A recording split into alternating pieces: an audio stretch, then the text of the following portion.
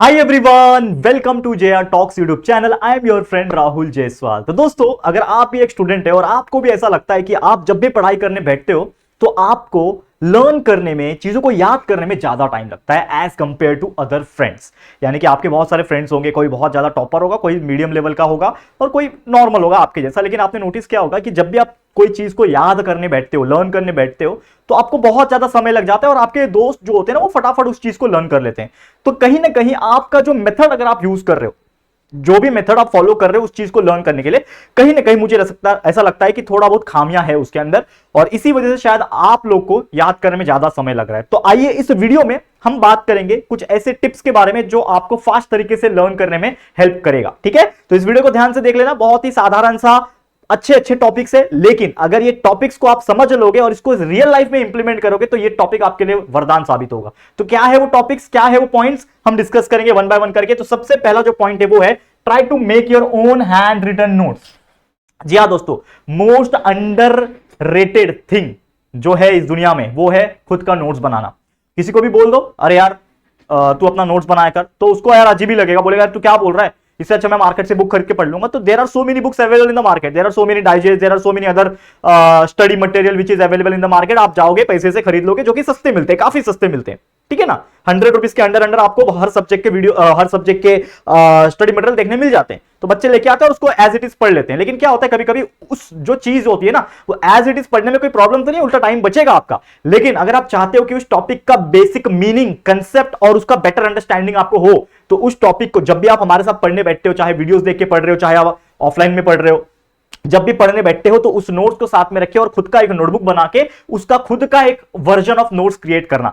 जब हम स्टूडेंट थे, मैं ऐसे नहीं बोलूंगा कि मैं 10वीं और 12वीं से ही नोट्स शुरू करना बनाना शुरू कर दिया। 12th के एंडिंग आते आते मैंने खुद का नोट्स बनाना सीख लिया था और वो चीज मेरे को इंजीनियरिंग में काम आई। अब मैंने ऑटोमोबाइल इंजीनियरिंग की, कई सारे ऐसे सब्जेक्ट्स थे हमारे ऑटोमोबाइल इंजीनियरिंग में जिसकी कोई भी बुक नहीं होती है। इंजीनियरिंग ऐसा ही हो दोस्तों मैं सच बात बताता हूं, अंदर की बात। आप आगे आगे इंजीनियर बनोगे ना, तो याद रखना इंजीनियर का ना, जैसे आप लोग के लिए पूरा टेक्स्ट बुक है ना हमारे महाराष्ट्र बोर्ड का, ठीक है, वैसे ना इसके लिए कोई बुक नहीं होती है इंजीनियरिंग के लिए। हमें रेफरेंस बुक, इतने मोटे मोटे बुक पढ़ने होते हैं, उसमें से ढूंढ के निकालना होता है ये टॉपिक का ये। तो हम लोग कई सारे बुक्स फॉलो करते थे और खुद का नोट्स बनाते थे। और वो जब खुद का नोट्स बनाते थे तो नोट्स बनाते बनाते ही उस टॉपिक का आधा से ज्यादा मीनिंग हमें समझ में आ जाता था, आधा से ज्यादा कॉन्सेप्ट क्लियर होता था और याद भी हो जाता था। और बाद में जब खुद का नोट्स बनाया होता था, जब खुद से पढ़ने बैठते थे तो और इजी लगता था, क्योंकि खुद से बनाया हुआ है, हम चीजें अपने हैंडराइटिंग में अपने तरीके से लिखे हुए तो ज्यादा जल्दी तरीके से समझ में आएगा। जिस तरीके से जब आप फॉलो करोगे इसको, खुद का नोट्स बनाना शुरू कर दोगे, तो आधा प्रॉब्लम उधर ही सॉल्व। और जब आप रियल में पढ़ने बैठोगे तो आपका बहुत ही फास्ट तरीके से लर्निंग हो जाएगा और उस चीज को जल्दी भूलोगे भी नहीं। तो हमेशा ट्राई करना कि खुद का नोट्स बनाओ ताकि आपका लर्निंग एबिलिटी फास्ट हो जाए, ज्यादा बेटर और डीप अंडरस्टैंडिंग और कंसेप्ट का नॉलेज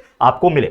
सेकंड पॉइंट यह है कि while learning by heart loudly, जब हम कुछ चीजें याद करते हैं, जब हम याद करते हैं तो कभी भी जोर जोर से आप बोल सकते हो। देखो ये परिस्थिति के ऊपर डिपेंड करता है। कभी कभी ऐसा होता है कि हमारे घर में माहौल नहीं होता है, हमारा घर छोटा होता है, हम चिल्ला चिल्ला के अगर पढ़ेंगे, जैसे कि मैं कैसा बोल रहा हूं पढ़ने के लिए, लाउडली, जब हम लोग को कोई चीज सुनाई देता है ना जोर जोर से बोलने पे, तो वो हमें याद रहती है ज्यादा। इसके लिए ऑडिटरी, हमारा जो ब्रेन होता है, ऑडिटरी फंक्शन जो होता है, ऑडिटरी नॉलेज जो है वो जल्दी ग्रास्प करता है। कोई चीज जैसे गाना होता है, गाना हम कितनी बार सुनते हैं, 30-40 बार सुन लेते हैं गाना, तो हम लोग को वो गाने का पूरा लिरिक्स याद हो जाता है, हम लोग फटाफट गाने लग जाते हैं। सेम उसी प्रकार कोई चीज को जब आप बार बार बोल रहे हो, India is my country, all Indians are my brothers, कभी आपने नेशनल एंथम और या फिर जो प्लेज हम लोग बोलते हैं सुबह सुबह, India is my country, all Indians, वो आपने याद किया है क्या बैठ के? याद नहीं किया होगा, वो बोलते बोलते आपको आता है। क्योंकि यार हम जब भी उसको बोलते हैं और जोर जोर से बोलते हैं, तो जब भी हम कोई चीज को बोलते हैं बार बार और जोर जोर से बोलते हैं, तो वो चीज हमारे दिमाग में जल्दी याद हो जाता है, बहुत फास्ट तरीके से याद हो जाएगा। तो कभी भी आपको कोई आंसर को, बड़े बड़े क्वेश्चन के आंसर्स को लर्न करना है फास्ट तरीके से, तो जोर जोर से बोल बोल के उसको याद करने की कोशिश करो और टुकड़े में याद करना,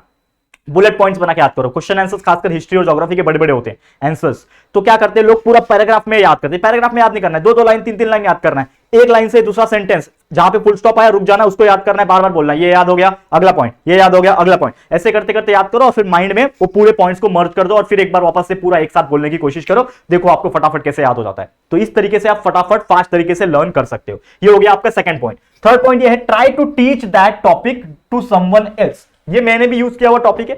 हम लोग के कुछ 4-5 खास दोस्त थे, ठीक है ना, मैं ऐसा नहीं बोलूंगा कि किसी के साथ भी बैठ जाओ, आपके कोई भी 4 या 5 दोस्त जो पढ़ाई में इंटरेस्टेड हो, आपके जैसा नॉलेज रखते हो सकता है आपसे बेटर हो पढ़ाई में या फिर थोड़ा आपके आसपास ही हो, तो उन बच्चों के साथ जब आप बैठोगे तो आपके पास कोई सब्जेक्ट का जब नॉलेज है तो उनके पास भी कोई सब्जेक्ट का कोई टॉपिक का नॉलेज होगा। तो आपने जो चीज पढ़ा हुआ है, ये मैंने कई बार आपको अलग अलग वीडियोस में बताए होंगे, आपको याद होगा अगर आप हमारे वीडियोस को ध्यान से देखते होंगे तो अगर आपको कोई टॉपिक पता है तो आप उनको पढ़ाओ, क्योंकि जब हम कोई चीज पढ़ाते हैं तो समझ जाना कि उस चीज को आप बहुत अच्छे से समझ गए।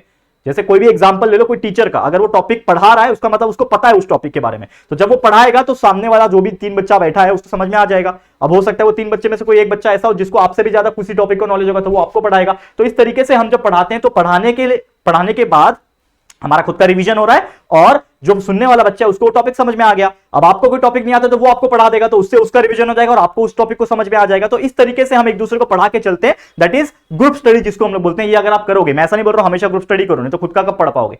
तो ग्रुप स्टडी करो, लेकिन कम समय में करो और जब भी मौका मिले करो, जिससे आपका एक रिवीजन हो पाए। आप टेस्ट कर सकते हो खुद को कि भैया यार ये टॉपिक मुझे आता है, चल मैं तेरे को पढ़ा के बताता हूं ये टॉपिक मेरे को आता है कि नहीं। तो बुक तो आप पढ़ाओगे तो आपको एक कॉन्फिडेंस आ जाएगा, भैया ये तो टॉपिक मेरे को बहुत अच्छे से आता है। तो इस तरीके से फास्ट तरीके से आप लर्न कर सकते हो। चौथा पॉइंट ये है ट्राई पोमोडोरो टेक्निक। अब पोमोडोरो टेक्निक को मैंने एक और नाम रखा गया था, क्या रखा था अगर आपको याद होगा तो हमने इसको बोला था ब्रेक इवन एनालिसिस। ठीक है ना, इसको हमने बोला था, एक वीडियो भी मैंने बनाया हुआ है ब्रेक इवन एनालिसिस। ठीक है, इसका नाम मैंने ऐसे ही रख दिया ब्रेक इवन एनालिसिस। इसको पोमोडोरो टेक्निक एक्चुअल में बोला जाता है। पोमोडोरो मतलब क्या होता है, मान लो 1 घंटा पढ़ रहे हो। अब होता यह कि जब हम याद करने बैठते हैं तो चलो फास्ट तो फटाफट मैं बोल बोल के फटाफट याद कर रहा हूं, लेकिन कभी कभी मेरे को क्या होता है, थकान हो जाती है, बोरियत आ जाती है। 1 घंटा कब से पढ़ रहा हूं मैं थक गया। तो मैंने आपको हमेशा बोला था कि यार पोमोडोरो टेक्निक ब्रेक इवन टुकड़े टुकड़े में पढ़ो, यानी कि अगर आप 1 घंटा पढ़ने बैठ रहे हो तो वो 1 घंटे में आपको सिर्फ 45 मिनट पढ़ना है और अगला 15 मिनट का ब्रेक ले लेना है। अब कुछ बच्चे इसको 50 मिनट और 10 मिनट का भी ले लेते हैं। अगर आपको लगता है 15 मिनट ब्रेक ज्यादा है तो आप 10 मिनट ले लो। अगर आपको लगता है 10 मिनट का ब्रेक भी ज्यादा है तो आप 55 मिनट पढ़ाई करो और 5 मिनट ब्रेक ले लो। ठीक है, फिर ये साइकिल चलना चाहिए, ये कंप्लीट साइकिल चलना चाहिए कि आपने 45 मिनट पढ़ाई किया, 15 मिनट ब्रेक लिया, फिर उसके अगले 45 मिनट वापस पढ़ोगे, फिर 15 मिनट ब्रेक लोगे। या तो सेम उसी प्रकार कि 50 मिनट पढ़ रहे हो, 10 मिनट ब्रेक, फिर 50 मिनट, फिर 10 मिनट ब्रेक। इस तरीके से लंबा स्टडी कर पाओगे और फास्ट तरीके से स्टडी कर पाओगे और आपको ज्यादा थकान भी नहीं लगेगी और मेंटली एग्जॉस्ट भी नहीं होगी। तो इस प्रकार से आपको पढ़ाई करना है हमारे पोमोडोरो टेक्निक या फिर ब्रेक इवन स्ट्रैटेजी से। समझ में आ गया। अगला पॉइंट क्या बोलता है, always revise that topic alternately. जैसे एक टेक्निक बताता हूं।